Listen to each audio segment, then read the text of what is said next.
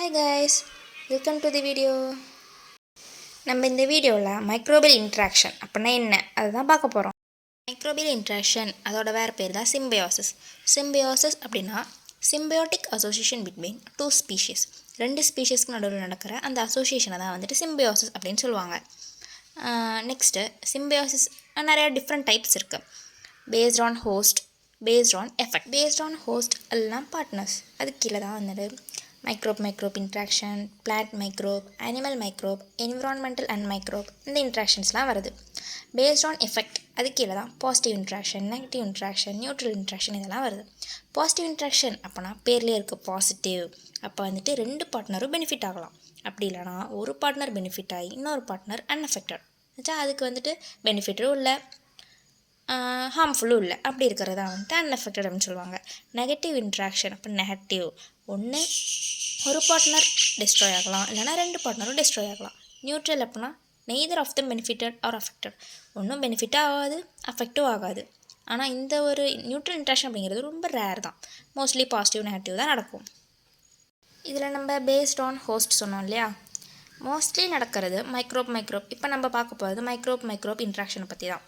Microbe ரெண்டு பார்ட்னரும் microbes தான். ரெண்டு பார்ட்னர் இருக்குது இல்லையா, ரெண்டு பார்ட்னருமே மைக்ரோப்ஸ் தான். இதில் பாசிட்டிவ் இன்ட்ராக்ஷனும் இருக்குது, நெகட்டிவ் இன்ட்ராக்ஷனும் இருக்குது. பாசிட்டிவ் இன்ட்ராக்ஷன் கீழே தான் 3 டைப்ஸ் இருக்குது. கமென்சாலிசம், சினர்ஜிசம், மியூச்சுவலிசம் இதெல்லாம் இருக்குது. ஃபஸ்ட்டு நம்ம கமென்சாலிசத்தை பற்றி பார்க்க போகிறோம். கமென்சாலிசம் அப்படின்னா ஒரு பார்ட்னர் பெனிஃபிட் ஆகும், அனதர் அன்அஃபெக்டட். முன்னாடியே சொன்னேன் இல்லையா, அன்அஃபெக்டட் அப்படின்னா ஹார்ம்ஃபுல்லும் இல்லை பெனிஃபிட்டடும் இல்லை, அப்படி இருக்கிறது தான் அன்அஃபெக்டட். இது ஒரு யூனி டைரக்ஷனல் ரிலேஷன்ஷிப். அப்படின்னா ஒரு பார்ட்னர் இன்னொரு பார்ட்னருக்கு ஒரு பெனிஃபிட்டை கொடுக்கும், அதனால் யூனிடைரக்ஷனல், திருப்பி அதுக்கு எதுவுமே கிடைக்காது, அதனால் யூனிடைரக்ஷனல் ரிலேஷன்ஷிப் அப்படின்னு சொல்லுவாங்க. எக்ஸாம்பிள் பார்த்தோம்னா ஒரு எக்ஸாம்பிள் பார்ப்போம். எக்ஸாம்பிள் அப்படின்னு பார்த்தோம்னா இன்ட்ராக்ஷன் பிட்வீன் ஃபேக்கல்டேட்டிவ் அண்ட் ஒப்ளிகேட்டிவ் அனரோப் அப்படின்னா என்னது, அதுக்கு வந்துட்டு ஆக்சிஜன் தேவையில்லை இல்லையா அனரோப்ஸ் வளர்கிறதுக்கு. இப்போ வந்து ஃபேக்கல்டேட்டிவ் அனரோப், ஒப்ளிகேட் அனரோப்னா என்னென்னு தெரியணும். ஒப்ளிகேட்னா ஸ்ட்ரிக்ட் அனரோப், அதுக்கு வந்துட்டு கண்டிப்பாக ஆக்சிஜன் தேவையில்லை, ஆக்சிஜன் இருந்தால் அது வளராது. ஆனால் ஃபேக்கல்டேட்டிவ் அப்படிங்கிறது ஆக்சிஜன் கொஞ்சம் இருந்தாலும் வளரும், ஆக்சிஜன் இல்லைனாலும் வளரும், இருந்தாலும் வளரும், அதுதான் ஃபேக்கல்டேட்டிவ் அனரோப். இதில் எப்படி இன்ட்ராக்ஷன் நடக்கும் அப்படின்னு பார்த்தோம்னா, இதில் ஒப்ளிகேட் அனரோப்னா ஸ்ட்ரிக்ட் அனரோப்ஸா, அதுக்கு ஆக்சிஜன் தேவையில்லை. அப்போ ஃபேக்கல்டேட்டிவ் அனரோப் என்ன பண்ணோன்னா அது அதோட வேலையை தான் செய்யுது. மெட்டபாலிக் ஆக்டிவிட்டியெல்லாம் நடக்கும்போது ஆக்சிஜனை வந்துட்டு யூட்டிலைஸ் பண்ணும் அந்த ஹேபிடேட்டில் இருக்க. அப்போ ஆக்சிஜனை யூட்டிலைஸ் பண்ணும்போது அனரோப்ஸ் அது வந்துட்டு ஈஸியாக வளர முடியும். ஒப்ளிகேட் அனரோப்ஸில் அதுக்கு வந்துட்டு ஆக்சிஜனில் தேவையில்லை இல்லையா, அதனால் அது பாட்டுக்கு வளரும். ஃபேக்கல்டேட்டிவ் அனரோப்ஸ்க்கு என்னது, அதுக்கு அது ஆக்சிஜன் இருந்தாலும் வளரும், இல்லைனாலும் வளரும். ஆக்சிஜனை எடுத்து அது பாட்டுக்கு அதோட வேலையை செய்யுது, மெட்டபாலிக் ஆக்டிவிட்டி அதெல்லாம் செய்யுது. இதனால் ஒப்ளிகேட் அனரோப்ஸ்க்கு தானே அது பாசிட்டிவ் பெனிஃபிட் ஆகுது. ஆனால் ஃபேக்கல்டேட்டிவ் அனரோப்ஸ்க்கு ஒரு இதுவும் இல்லை, அதுக்கு இருந்தாலும் இல்லைனாலும் ஒரு பிரச்சனையும் இல்லை. இதுதான் இங்கே வந்துட்டு இதோட எக்ஸாம்பிள். நெக்ஸ்ட்டு பார்க்க போகிறது செகண்ட் டைப். பாசிட்டிவில் 3 டைப்ஸ் பார்த்தோம் இல்லையா, செகண்ட் டைப் சினர்ஜிசம் அப்படின்னா இதில் இது ஒரு டைப் ஆஃப் பாசிட்டிவ் அசோசியேஷன் தான். போத் பாப்புலேஷனும் பெனிஃபிட் ஆகும். ஆனால் அது வந்துட்டு ஆப்ளிகேட்டட் ரிலேஷன்ஷிப் கிடையாது.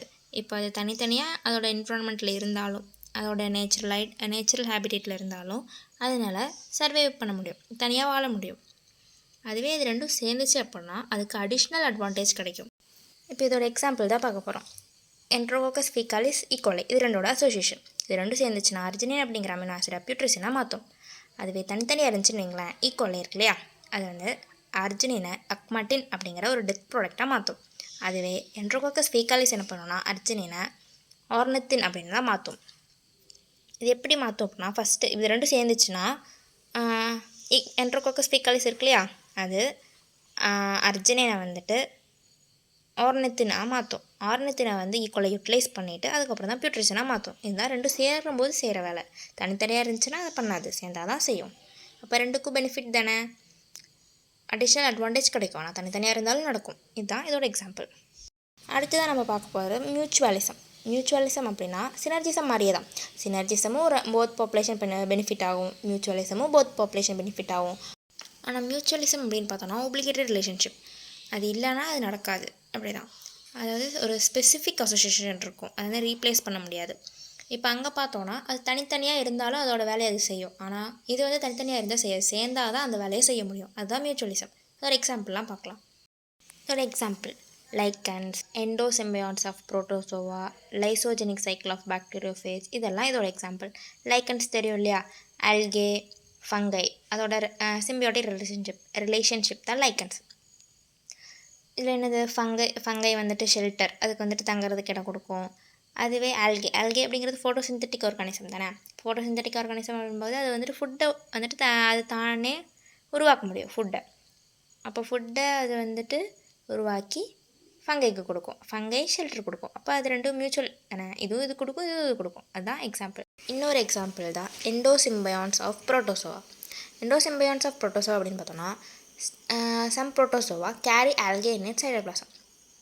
அதோட புரோட்டோசோவோட சைட்டோபிளாசம் செல்லுக்குள்ளே அப்படின்னு வச்சுக்கோங்க, அதுக்குள்ளே ஆல்கே இருக்கும்.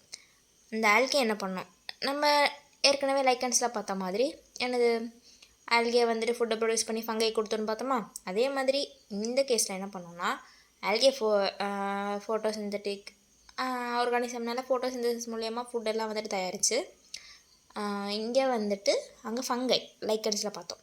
ஆனால் இங்கே புரோட்டோசோவாவுக்கு கொடுக்கும். புரோட்டோசோவாவுக்கு உள்ளதாக இருக்கும், புரோட்டோசோவாவுக்கு ஃபுட்டை தயாரித்து கொடுக்கும். அதே மாதிரி புரோட்டோசோவா என்னது, அதுக்கு வந்துட்டு ஷெல்டர் கொடுக்கும், கார்பன் டை ஆக்சைடு கொடுக்கும், ஆல்கேக்கு வேண்டியது இதெல்லாம் பண்ணும்.